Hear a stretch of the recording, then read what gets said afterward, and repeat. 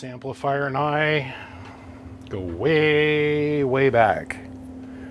There are parts in this amp that were probably 15 years old, if not more. This amplifier is an old hoe, basically. And I have the same love and affection for this amplifier as I sit here and I look at it as a father would be of their daughter who went out and conquered the porn industry, right? Made a lot of money, but really what had to happen for that money to be made, right? This amplifier started out in life as a 16 pill, and it was in a 24 pill enclosure. Let's see, X-Force originally built parts of this box many moons ago.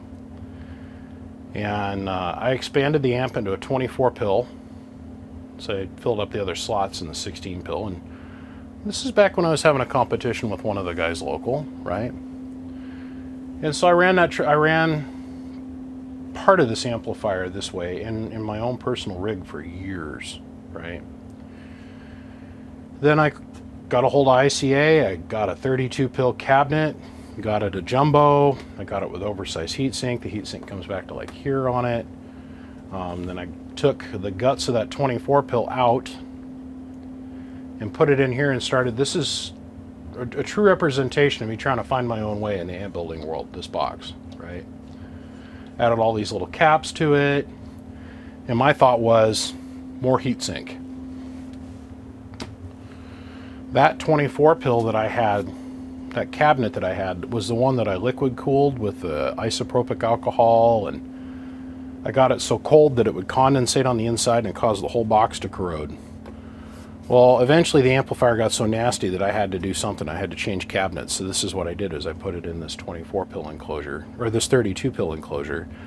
I ran it for a hot minute. And then I ended up changing trucks, and this thing just sat for like a year. And I sold it to one guy. He hooked it up, he ran it, then he sold it to another guy. That guy hooked it up and ran it for a little bit. Then that guy sold it to another dude, and the other dude, he never ran it. It sat forever because it was too big for him, and he didn't understand what he was buying. And this thing has been running around the radio world for like 10 years. The gentleman that's got it now absolutely loves this thing. But something went away, right? Something quit. This is back when I was taking this is the positive rail chokes, right? There's lots of videos of me building this box, and this whole idea that I had here.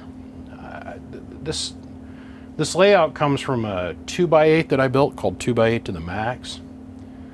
And my concern was there was huge limitations on the amount of current that we were building into the boxes at the time.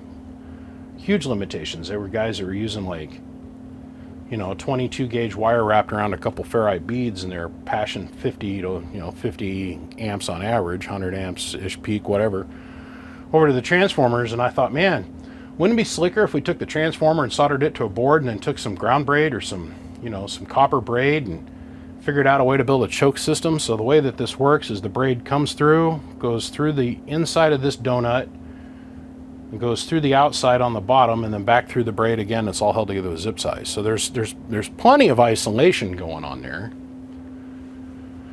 But I wanted to see what would happen is if we got rid of most of the current restrictions that we were having in the amplifier. It's like there's multiple extra runs of wire going to the inside of this. And I mean, if you guys really had the opportunity to sit down and, like I have had in my life, where you have a known workbench and you can plug the amplifier in and let's go test some things, right? Let's measure what's the voltage here at the back of the box and what's the voltage that's getting applied to the eyelet. Then you measure it on the end of the wire and you see that you've dropped 0.2 of a volt. And then you measure the voltage here at the distribution bus and you've lost another 0.2 of a volt. So that's half a volt you've lost just getting the current into the box. And then you measure it at the front side of the transistor and you notice that you've lost like another volt because of this choke system here. I mean, this is back before I had fancy tools like my FLIR, and I had a little tiny clamp over amp gauges so I could watch the amount of current go into everything. This is way back at the beginning. This right here is way back at the beginning. I've been working with this guy. We thought that one of the output tuning because he's got one of these sections that's down. And this thing has been apart like 5 times. One of these sections is down. I'm not too sure which one is what. I called him today. I haven't gotten a response back. Something's not quite right, because it was working and then it wasn't working right. So I said, well, dude, send it up. We thought it ended up having a tuning capacitor go bad, so I built him new ones out of metal clads, which we can see here, like here and here. I built him new ones, and they're all matched within 1%, and he did a beautiful job installing them. But still, there's a section that's dragging. So our mission here today is 1, to identify that section, and 2, fix it, and 3, get it sent back home. These are the original Simcoe metal clads.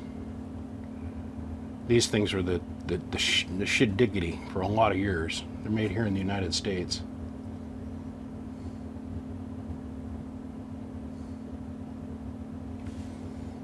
The output combiner ring doesn't look that rough. Normally, if you have one section go down, one of these resistors will atomize pretty quick. Like really quick.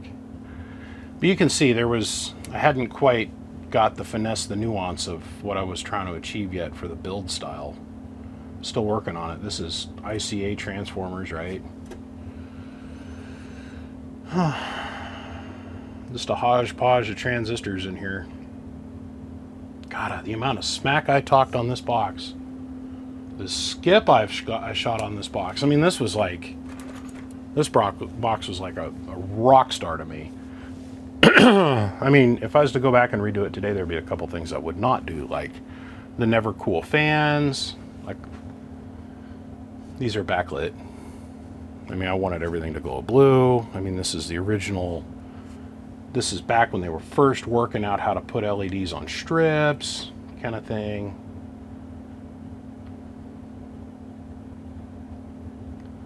A lot of fond memories of this box. A lot. A lot. Well, let's pull this out of the way. Let's flip this around. Let's plug it in. Let's see what happens. So the customer called me back, and he told me what was going on. He says, man, according to some guys, he says that his audio is going away when he uses this amplifier. He goes, man, they say my audio is muffled and it's low. He goes, but as soon as I turn this thing off, my audio comes back. And I'm like, what? The only time you really affect your audio is when you overdrive something, like you put too much drive into it, or you run your dead keys so low that you're on sideband, and then you start to sound all choppy, right? I've been running this thing now for about 20 minutes, and I mean, it's 2,000 watt scale. We're putting 100 watts into it from the derail striker. Let's go down to 5X. I mean, it's making 2,600 watts with just a striker hitting it, right? So turn the amp off. This is on a 5,000 watt scale, basically. Hello, 1, 2, 1, 2. Okay. Hello, 1, 2. It's a solid 25, almost 2,600 watts with 100 watts going in. The input reflect is fairly decent. Nothing's getting hot. I mean, okay. I don't see any imbalance. And then when I go and I listen to it on my monitor radio, there's no audio difference between on the key and off the key. So we'll give you 2 examples. I'll turn the receive radio up over here. Let's see how loud we squeal here. Hello, 1, 2, audio, 1, 2. This amplifier off, amplifier on. Hello, audio, 1, 2, 1, 2. Okay, so now let's transition over to the receiver radio, and let's do an actual line level recording of what the audio sounds like, off and then on.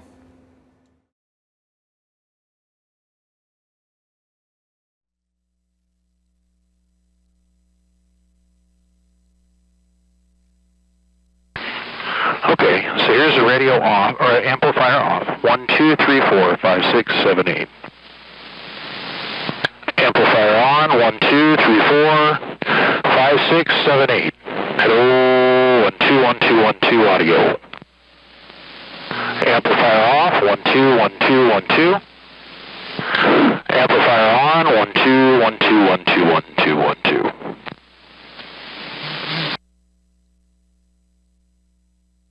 That's the stock Ranger static mic going into a derail radio that has had none of the hi-fi mods done to it. All it's got is variable bird, variable peak for the workbench. I don't hear the difference. The only other variable is we don't have a driver in play. We don't. So let's try that. Let's see if that makes a big difference. Okay, so now we got the bench 4-pill in play. Let's go over here. Shut the big amp off. Just driver, hello, 1, 1, 1, 1, 1, 1, 1. Big amp on, hello, 1, 1. 5,000 watts in the corner. No big deal. Come over here and show you amp draw. Hello, about 350 amps. All right, let's go over and listen to it on the monitor radio.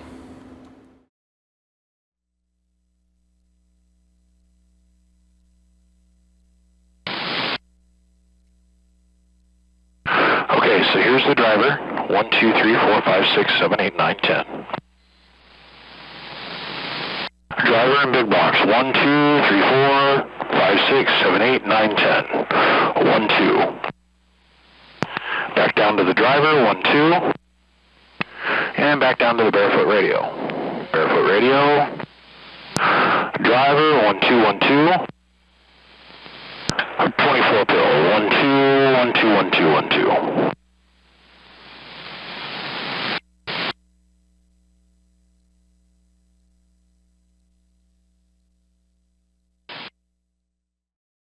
Boy, I don't know. I don't know what to say. Sure sounds all about the same to me. The only difference is when I got up on the 24 pill at 5,000 watts plus, it overloaded the receiver and the radio a little bit. I mean, we are talking right here with no lid on it. But I don't hear it murdering the audio. And nothing's getting hot. I mean, that resistor's not hot, that one's not hot, that one's not hot, that one's not hot, that one's not too hot. I mean, that's a little warm. It's 84 degrees, the total combiner, but I mean, the ambient air temperature is in the 80s. So, I don't know. I am not seeing it here. So I guess my next option is I got to hook it up and go run it on the air for a little bit. Yay. So I just brought this back over here. I've been talking on it for the last 20 minutes or whatever. Nobody said anything to me about it being down on audio or nothing. So I don't know.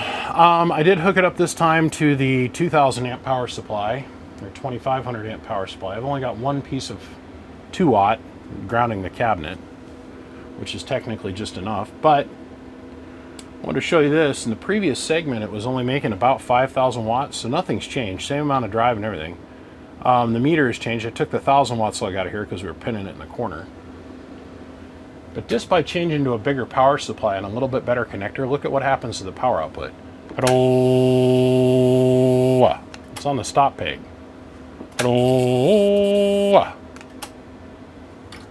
we're at 6,000 watts now versus 5. So we picked up a full kilowatt just by having the right size power wire and big enough power supply. It's same amp, same driver amp. Everything's the same. So my man, I don't know. You don't have a section down. It wasn't what I thought it was, and this amp is still running strong after all of these damn years. I mean, I built this thing before I was married. I've been married now for 11 years, right? It's like a Timex. It takes a beat and keeps on ticking. I'm going to throw a PIM nut in this hole down here for you. A crush nut, so you can actually put a screw in the case here for you. I don't really see anything else that you need me to change. I know that you were planning on doing some fans. Oh, and you said the stock fan guards are starting to rust. And said you wanted to replace them. So this is what I'll do here.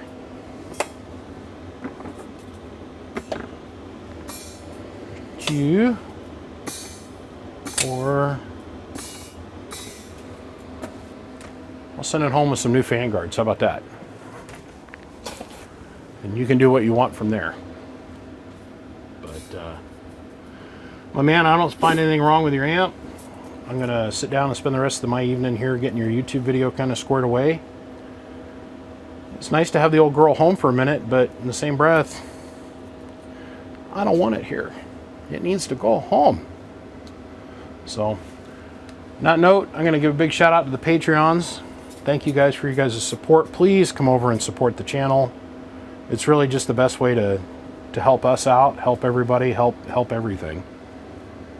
Just come over, it costs $1. Hang out, be involved, enjoy all the YouTube videos before they come out, get them while they're early. Gets advantages, you can get your hands on all the stuff that's coming up for sale, that kind of thing. But no harm, no foul. Thanks, gentlemen. I thank every single one of you guys, and honestly, it never escapes my attention, not even for 1 minute on the daily, how lucky I am that I get to do this for a living. And it's all because of the support of every single one of you. Okay, on that note, I'm going to run. I appreciate you guys. I'll see you. Click, click.